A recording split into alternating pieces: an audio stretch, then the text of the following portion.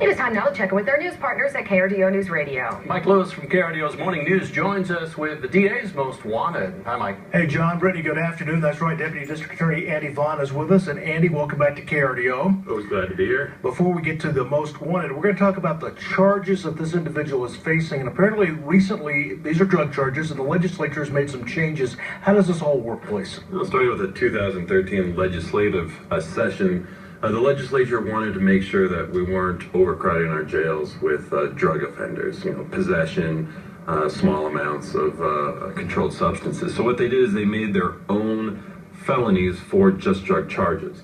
So those are called drug felonies instead of just felonies. Okay. Essentially, it reduces the penalties for drug cases.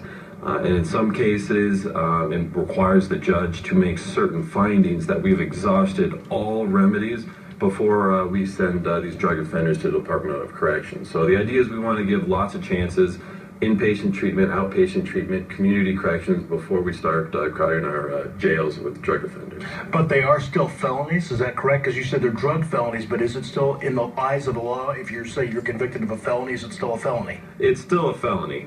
You still would be a convicted felon, but there's some ways you can get that reduced to a misdemeanor. For example, a DF4, drug felony 4. If you comply with the court orders and you qualify, you have a chance to reduce that to a misdemeanor, and then you can say you're not a convicted felon. So the idea is to keep them out of prison, and at the same time try to keep the criminal record felony free, for job purposes down the road. Rehabilitation is the idea. I see, I understand. All right, who are we looking for today, please? Mike, today we're looking for an Isaiah Amos Miller. He has an AKA of Payday. He's 39 years old and wanted for unlawful distribution of drugs. Of course, he's innocent until proven guilty, like always.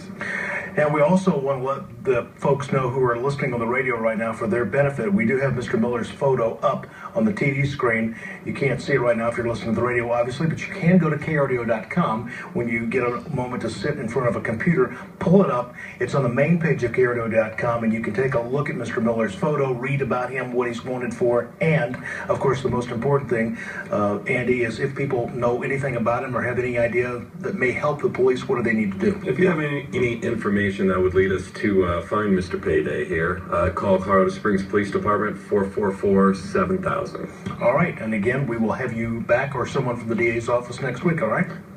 Please be here. All right, again, so if you know his whereabouts, please go to krdo.com and give CSPD a call. John and Brittany, send it back to you. Thanks, Mike. The prosecutor